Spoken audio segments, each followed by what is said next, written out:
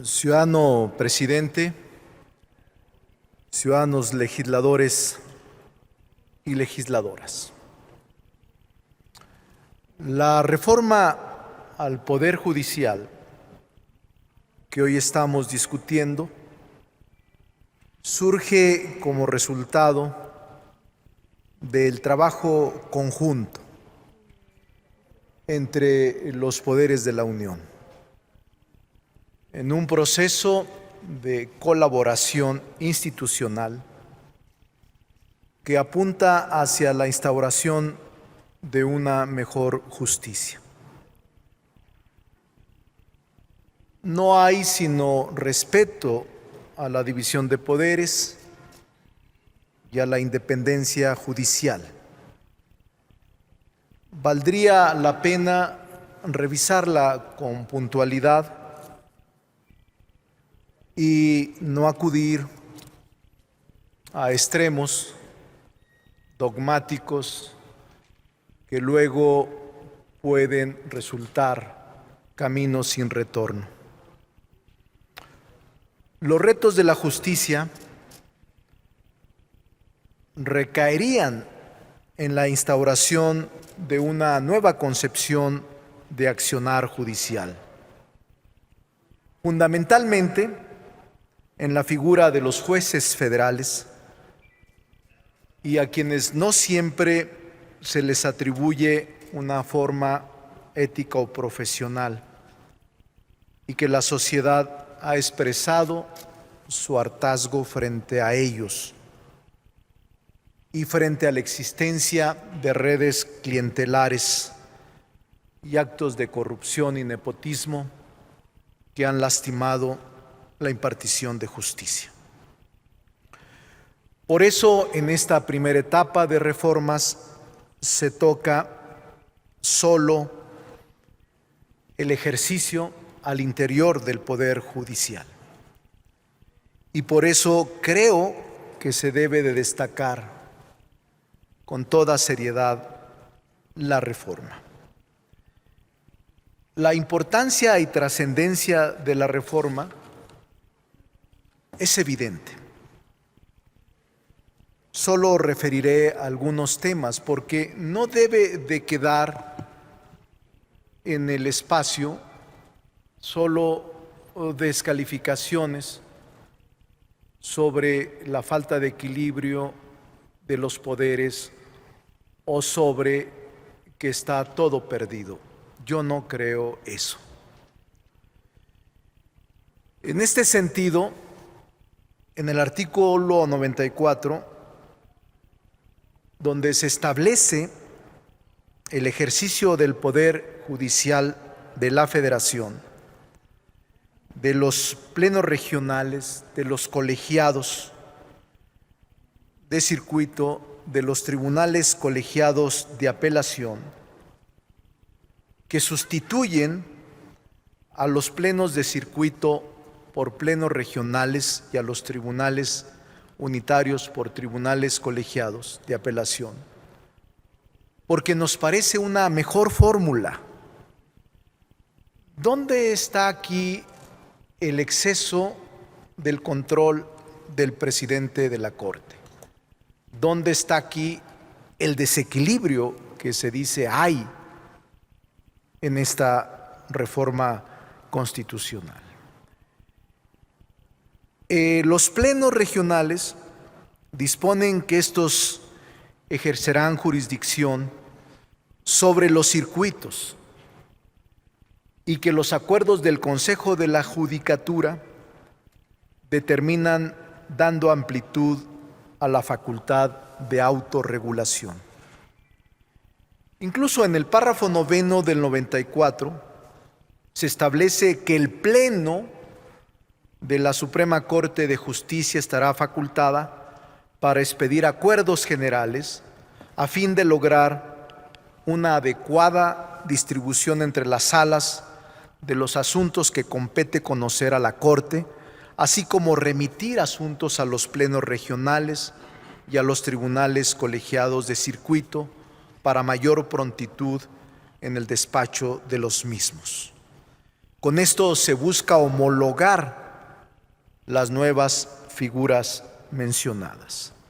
Se incorpora el sistema de precedentes en el párrafo 12º del artículo 94, estableciendo que las razones que justifican las decisiones contenidas en las sentencias dictadas por el Pleno de la Suprema Corte de Justicia, por mayoría de votos, de 8 votos, y por las salas, por mayoría de 4 votos, serán obligatorias para todas las autoridades jurisdiccionales de la Federación y de las entidades federativas, sin que sea necesario la reiteración de criterios, lo que premiará la consolidación de la doctrina constitucional que se genere y la mayor eficacia y prontitud de la emisión de dichos precedentes. ¿Dónde está el empoderamiento del presidente de la Corte? ¿Dónde está el empoderamiento y el desequilibrio de poderes en estas disposiciones? No lo encuentro. Nunca se pierde en esta reforma la visión de futuro, ni tampoco se rompe con el pacto federal y el federalismo. Estaríamos fuera de razón si eso intentáramos siendo vigilantes del pacto federal. Se establece de manera transversal el lenguaje incluyente en la reforma que busca crear un cambio de cultura en cuanto a la participación y empoderamiento de la mujer a través de la paridad de género como principio de la carrera judicial. ¿Dónde está el empoderamiento del presidente de la Corte y dónde está el desequilibrio entre los poderes de la Unión? En el artículo 100 se dispone que el Consejo de la Judicatura Federal contará con una escuela federal de formación judicial que implementará los procesos de formación, capacitación y actualización del personal jurisdiccional y administrativo del Poder Judicial de la Federación y sus órganos auxiliares, y llevar a cabo los concursos de oposición para acceder a las distintas categorías de la carrera judicial en términos de las disposiciones aplicables, lo que da, sin duda, mayor autonomía y consolida a la nueva institución, precisamente en su función de una verdadera escuela judicial para eliminar y abandonar la improvisación y el dedazo en la designación de jueces y magistrados, abonando a la selección de los mejores y más idóneos perfiles de los servidores públicos del Poder Judicial de la Federación. ¿Dónde está el exceso de control del presidente de la Corte y dónde está el desequilibrio entre los poderes? ¿En dónde está el empoderamiento de lo que se dice se creará el presidencialismo dentro de la Corte, cuando el presidente de la Corte tiene acotado un plazo legal del mandato que le fue asignado y que concluirá una vez que el periodo se cumpla?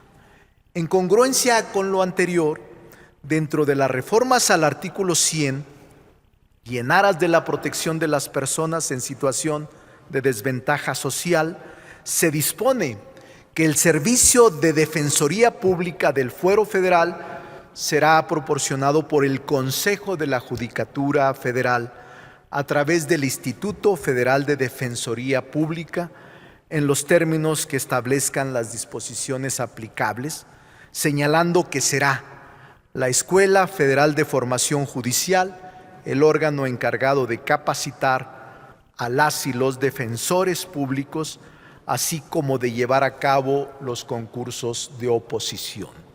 ¿Dónde está el empoderamiento del presidente de la Corte y dónde está el desequilibrio entre los poderes de la Unión. No se socava ni el federalismo, ni se imprime una complicidad o un exceso en las facultades del presidente. En el artículo 100 se dispone que el Consejo de la Judicatura Federal podrá concentrar en uno o más órganos jurisdiccionales el conocimiento de asuntos vinculados con hechos que constituyan violación grave de derechos humanos. Dicha decisión deberá tomar en función del interés social y del orden público, lo que constituirá una excepción a las reglas de turno y competencia. Ello tiene la clara finalidad de evitar una multiplicidad de decisiones contradictorias y concentrar en pro de la eficacia y prontitud de las resoluciones dichos asuntos en órganos determinados. En el artículo 105 se dispone como atribución de la Corte el conocimiento de las controversias constitucionales. No es exacto el que las controversias sean suprimidas ni para municipios ni para estados, que sobre la constitucionalidad de las normas generales, agregando que lo sea sobre actos u omisiones, con excepción, como hasta ahora se ha definido en la Corte, de las que se refieren a la materia electoral, con lo que se da mayor amplitud en tal conocimiento, por ejemplo, respecto a omisiones legislativas.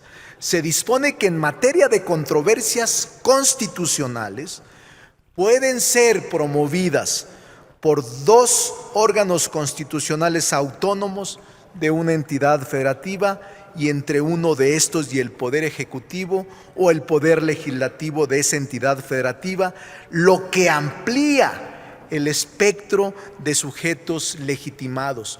No lo elimina, no lo desaparece y no lo reduce, lo amplía, y con la finalidad de consolidar a la Corte como un tribunal constitucional, se dispone que las controversias constitucionales únicamente podrán hacerse valer por violaciones a la Constitución, así como a los derechos humanos reconocidos en los tratados internacionales en los que el Estado mexicano sea parte. Es decir, se reconoce y se eleva a tribunal de control constitucional, a un tribunal constitucional, a la Suprema Corte. Respecto del amparo directo, se dispone la procedencia del recurso de revisión en contra de las sentencias que resuelvan sobre la constitucionalidad de normas generales y éstas establezcan la interpretación directa de un precepto de la Constitución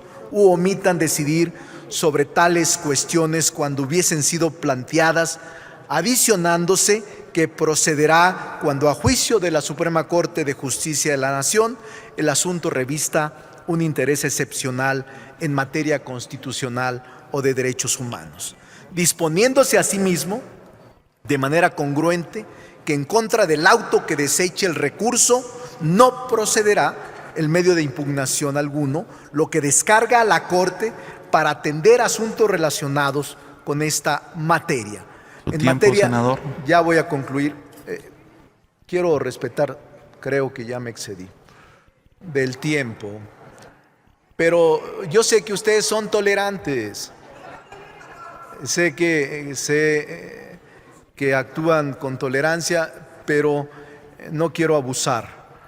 En cuanto al cumplimiento sustituto de las sentencias de amparo, se dispone en el artículo 107 que podría ser solicitado por el quejoso o decretado de oficio por el órgano jurisdiccional que hubiera emitido la sentencia de amparo, subrayando en la línea general de la reforma a la Corte de tal obligación. Ciudadano presidente, le rogaría plasmar el documento en el diario de debates correspondiente para no extender más mi explicación y mi razón constitucional que me obliga y me lleva con toda convicción a plantearle a la Asamblea su voto afirmativo en favor de la reforma.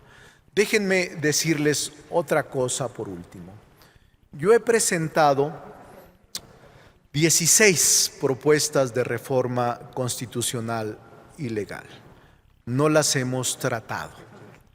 Creo que la siguiente etapa, en enero, deberíamos hacer la revisión puntual de la reforma judicial. No es integral, estoy de acuerdo con la definición. Tampoco ha satisfecho a todos. Hay sectores dentro del Poder Legislativo que han expresado su inconformidad y lo respetamos. Siento que hoy el senador Dante Delgado y yo no coincidamos. Normalmente coincidimos y le tengo respeto por su congruencia histórica y por su actitud siempre en defensa de las instituciones. Hoy creo que el no compartir y diferir sobre el objetivo de la reforma nos tiene que acercar en lugar de alejar. Escuché con atención el discurso del senador Dante, el voto particular del senador Germán Martínez y solo tengo expresiones de consideración y respeto. Pero nos obliga a profundizar la reforma en materia judicial hacia afuera, porque quedan intactas las redes institucionales de corrupción, las redes institucionales de complicidad, quedan intactas las distintas fórmulas de traficar influencias y quedan intactas todavía los sueldos y salarios de los magistrados y ministros que están colocados en un estatus por encima de los funcionarios del Ejecutivo y Legislativo. Sin embargo, creo que la Corte, sus ministros de la Corte, aun cuando escuché que no fueron escuchados y que no fueron atendidos, es importante que pueda reconstruirse este andamiaje jurídico constitucional que resta, pero por el momento nos parece un avance importante, no el suficiente, pero sí el inicio de un proceso de transformación. Tengo más de 20 años luchando por este proceso, más, y creo que estamos iniciando, y también les comento que estoy convencido de lo que se logró. No satisfecho de lo alcanzado, pero sí convencido de que estamos dando paso a una reforma trascendente. Presidente, muchas gracias por la atención de todos y a todos los senadores y senadoras. De verdad reconozco su tolerancia por escucharme y le pediría al presidente le otorgue el mismo derecho a los senadores que fijen su posición por ser excepcional esta reforma.